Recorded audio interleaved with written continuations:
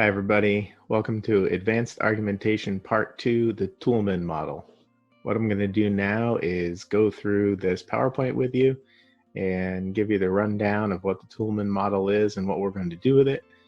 And then we're going to see about you creating your own Toolman models and structuring some arguments using this method. So before I do that, I want to go back and look at some additional elements of traditional Aristotelian argument and then use that to build up to the Toolman model. The first thing I want to talk about is what's known as a simple argument that has three elements in it: a major premise, a minor premise, and a conclusion. This is also called a syllogism in Aristotelian argument, in formal logic and formal rhetoric. Syllogism. That, what you're looking at, is a syllogism: major premise, minor premise, conclusion. In a little bit, when we go over the Toolman model, we're going to change some of the words. Premise is going to become warrant. Major premise is going to become warrant. Minor premise is going to become data. And conclusion is going to be the claim. Might be a little confusing right now. I just want to throw that out there. But a syllogism is a formal logic structure which holds that if the major premise is true and the minor premise is true, then the conclusion must be true. Clearly, this has flaws in it. This is an example of totally perfect logic. All teachers are omniscient. Omniscient means all-knowing. Minor premise: Mr. Lanehart is a teacher. Conclusion: there's no other conclusion. Therefore, Mr. Lanehart is omniscient. I, therefore, am omniscient. The evidence is right there for you. Omniscient, again, means all-knowing. That's a syllogism. There are syllogisms that work. That's an example of a syllogism that doesn't work. But this is sort of just like a basic mind palette cleanser for getting deeper into rhetoric. So continuing, you have this idea of a one-part argument. So a one-part argument is when you have just a claim. That's all you have. I've used the word exigent before with you. It means urgent. So in exigent circumstances, a one-part argument might be enough. Got a tornado coming? You could just yell, "Let's get out of here." And then if somebody's there with you and they see the tornado, they're going to run too. That's a one-part argument. You can also use one-part arguments in areas of shared understanding. So let's say you're over at a friend's house and you both like The Office. And I think it's still on Netflix. You want to watch The Office. And you know your friend has complimentary with an E. So that's goes along with, not complimentary with an I, which means say nice things about. So you know this friend has complementary interests. And so all you have to do is give a one-part argument. Let's watch The Office tonight. And then your friend says, cool. And then you watch The Office. You don't have to give any more data. A two-part argument is one in which often you're presented with a claim and data, but the premise is left out. There's also a fancy word for this: enthymeme. Yes, that is a word that is somewhat associated with your word meme. Your word meme came about in the 1970s, which a guy used it to describe, Richard Dawkins was his name, to describe an idea that spreads virally by itself. Comes from the word mimetic. It shares the root with the word meme. An enthymeme is a Greek word for a two-part argument. So typically, like I said, a two-part argument is a claim with data, sometimes without the premise. The audience uses their knowledge to fill in the premise. Over here on the left, I've got a picture, and there is a woman saying to a man, "Can you stop drooling? You do it all day." And then the man is like, "Okay." So normally if we were in class, what I would ask you is, what's her claim? Her claim is, I want you to stop drooling. It's framed as a question, but that's the claim. Her data, you do it all day. So, okay, is that a generalization? I don't know. Is it possible to drool all day? Not an expert, never drooled. There is a premise that is left out. in this. I actually picked these two cartoon characters, and I think the woman's posture speaks a lot. Let's say these two are living together. Let's say they are together, and if she's saying that to the man, what's the premise? Pause for thinking. I'm going to argue the premise is, if you don't stop drooling, I'm kicking you out.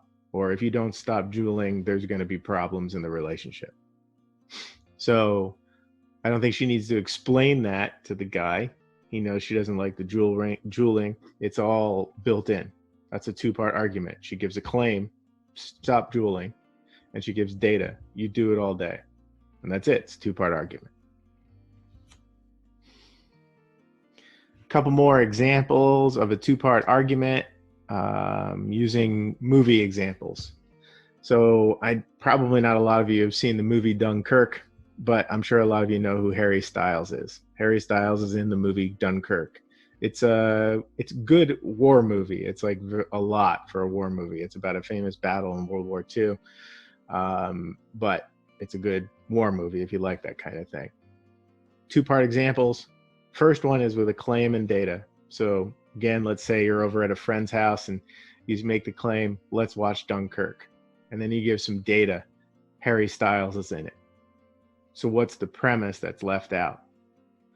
The premise could be Harry Styles is a good actor in it. The premise could be we both find Harry Styles attractive. There are multiple premises, but if you're there with a person that you know you have shared interests in Harry Styles' acting technique, claim and data is often enough to make an argument. So a two-part argument or an enthymeme can also be a claim and a premise with no data. So let's watch Dunkirk as the claim, and then the premise, Harry Styles is a surprisingly good actor. So you might be thinking, okay, what's left out? What's left out is the assumption that the person you're talking to knows Harry Styles is in the movie Dunkirk. You haven't provided that data, but it's built into the premise. So that's an example of a two-part argument where you can have a claim and a premise with no data. I would say more commonly, you have a claim and a data with the premise sort of implicit, but both are accurate. So that brings us to the Toulmin model. This is kind of a big deal for AP Lang. You're going to be hearing a lot about this over the next few weeks. This is a big thing that we're going to work with. Stephen Toulmin was a British philosopher and ethicist in the 20th century. He was involved in a lot of different things, but his biggest claim to fame is a book called The Uses of Argument that he published in 1958. And in that book, he challenged what he saw as the too restrictive and too rigid ideas that were in formal logic. Go back to that syllogism for an example. If you look at syllogisms, like, yes, there are some that are valid, but the question is, how worthwhile is something like that if it can also set you up to create ridiculous ideas like, oh, your English teacher is omniscient. So he tried to come up with a way to expand argument and logic and make it less abstract, less rigid, to create more flexibility into it, and to make it a tool that one could use to investigate ideas and to build more, I'll use my favorite word, nuanced arguments. So I mentioned earlier that we were going to take some of those other terms like premise and data, and we were going to mix them up and we were going to change them a little bit. This is where it happens. So our man, Stephen Toulmin, came up with the Toulmin model. I'm going to show you how it looks. There's a graphical way of laying it out in a minute. But before we do that, make sure you understand these terms. These are going to be big. Historically, students have struggled with differentiating between some of these. Sometimes people struggle with the difference between claim and data. And I find a lot of people struggle with what's a warrant and what's not a warrant. So we're going to focus on that and make sure you pay attention. Try to get as much as you can out of these terms right off the bat here. So first part is the claim. So in the Toolman model, your claim is your argument. It's what you're arguing. It's your main point. It's your focus. It's your goal. It's the thing that you're saying. You're going to see in the model, I mean, I'll throw it up here, but it's actually over here on the right. So we read left to right, so that's a little bit weird. I don't know why he made it this way, but he did. So the claim is over on the right. That's actually your argument. That's your main point. Then you have your data, and your data is your support. It's the facts. It's the grounds that you're using to support your claim. It's your evidence. It's your sources. That usually is pretty straightforward. We understand data, right? Claims and data. Warrant is where it gets a little bit exciting. This is what I mentioned earlier, the term premise. And you've heard me talk about a premise before, and we wrote down a definition of a premise. A premise of an argument is an underlying concept that is supporting your larger claim. This entire presentation is based upon the premise that the Toolman model is a good way to structure arguments. That's the premise.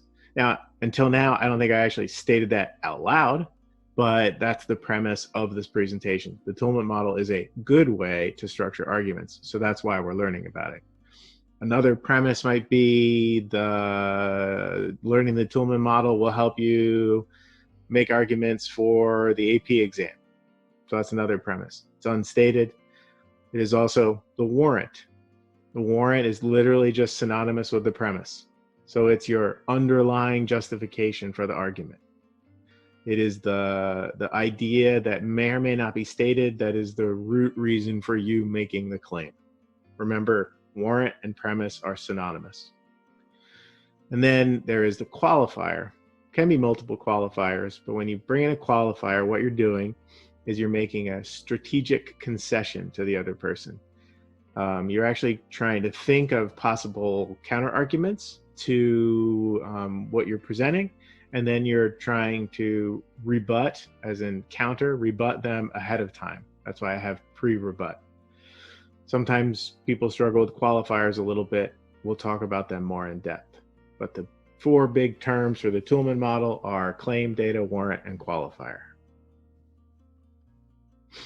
So I've got an example here of a Toolman model, and it's based upon juuling. I figured we'd take a break from the coronavirus. Juuling in school is not cool. So that is my claim. My data, it ties up stalls that people need. It's illegal, and nicotine is addictive. So my warrant is, I kind of fancily put it, inhaling aerosolized stimulants is generally unhealthy. So my underlying premise is that, vaping isn't great for you. Could be stated, could not be stated. Now the qualifier, I have another little box next to it, says counter arguments. But the reason I put it like light, like the font is light, is you really don't put them in your Toolman model per se when you're structuring it this way, but they're there, and it's what you are thinking about to establish your qualifier. In other words, you try to predict what's the most likely counter argument someone is going to make to you, and then based upon that, you come up with your qualifier. So for this example, I've gone with that the most likely counter argument is, well, I could be smoking cigarettes, and so my qualifier might be, okay, smoking cigarettes in the bathroom would be worse than juuling, but juuling is still not good, and juuling in school is still not good, and both would be illegal anyway. So that counter argument is there, but it's there really just to prepare you for creating the qualifier. And the qualifier is where you try to rebut what you think the most likely counter argument is. Now, a little bit more on qualifiers. Using them well is really important. If you don't use qualifiers, it's really important to the Toolman model. If you don't use qualifiers, you essentially are just kind of coming in and saying, my way's the right way. Nobody else knows anything. This is the way it is. I don't care what anybody else says. That's not really an effective way of making arguments, at least not if you're following the idea that I've talked about a lot in this class, which is arguing not to win, but arguing, I mean, winning's good, but not just to win, but also arguing for some kind of progress, some kind of greater shared understanding. Another reason for qualifiers is that, when you're dealing with complicated topics, there often aren't definitively provable claims. I don't know, even actually in my example, in my claim, the wording isn't wonderful. What's cool? There's vagary in that. Dueling in school is not cool. So I've opened up a door there with the definition of cool. And well, your definition of cool, boomer, may not be my definition of cool. And so because claims can rarely be definitively proven, like 100% proven, you need to bring in qualifiers to hedge your bets a little bit, try to pre-rebut some counter arguments. It is something I've run across with students where sometimes you'll just sort of throw in a maybe and a might and say, oh, that's my qualifier. It's more than that. It's not being wishy-washy. It's not saying, well, I can see both sides. It's a strategic, well, what might they say? And then how might I rebut that? And building it into your larger argument. Like I said, good qualifiers can preempt, can pre-rebut counter arguments, depending on the topic that's being debated. It can also have like a Rogerian rhetoric effect. I talked to you briefly about that a month or two ago, where it can help the other side feel heard. You could even, if the other side spoke first, you could work what they said into your qualifiers, and then it will reflect back to them that you heard them. People like that. So this is actually the full 6-part Toulmin model. The example that I gave you is only a 5-part Toulmin model. We are not going to go the full 6-part Toulmin model, but I just did want to show it to you briefly. Can you see what's new? Since you're not going to answer because this is recording, I'll tell you. Backing, right down there on the bottom. You were right. Good job. Is the thing that is new. That is, I put it on here. So that is the data that backs up your warrant. This is why I'm leaving it out, because I think it's a little too much, because we already have data. But if you go back to this, the claim dueling in school is not cool, ties up the stalls, it's illegal, nicotine is addictive. And then my warrant is inhaling aerosolized stimulants is generally unhealthy. Sorry, this is data. So in here, it's actually a Yale study that shows that inhaling, the problem they had in the summer of 2019 was inhaling these oils that were used to mix the vape juice. And so that oil getting into the lungs was causing respiratory failure. So this is data specifically to back up the warrant. It's a little too much. I think it's confusing enough without doing that, but sometimes it is useful. Sometimes you need a little bit of extra data just to back that up. So I just wanted to throw it out there and make sure you recognize that it's a thing. It could be worse if you go out and Google image the Toulmin model. You get a lot of different things. In fact, that top left one, they have backing for the warrant and backing for the grounds, which we're calling data. So that's data backing up your data. That's pretty hardcore. We instead are going to stick with this nice clean model: claim, data, warrant, qualifier, and the counter argument is there as a way for you to plan. It's there as something for you to think about and try to narrow down, but the qualifier is the big deal. What you say in response to that is the big deal. You may not actually state the counter argument in an argument, but it might be sort of understood and anticipated. So we're getting near the end of this, and I am going to next up have you do some work with the Toulmin model. but I just want to make sure you remember just kind of the basic things, which is words, the claim is your argument. It's weird that it's over on the right in the diagram, but I think I understand why you did that to a certain extent, because you want your data and your warrant, it builds up to that. Your data, it's your support. Your warrant is the premise. The premise is that underlying idea behind why you're making the claim. Can be stated, can be unstated. And your qualifier is your pre-rebuttal, where you imagine a counter argument and then you rebut it in the form of a qualifier. That, my friends, is the Toulmin model. So as I said, next up, we're going to be doing you're going to be doing some work structuring arguments using the Toulmin model template that I showed you on the last page. Okay, cool.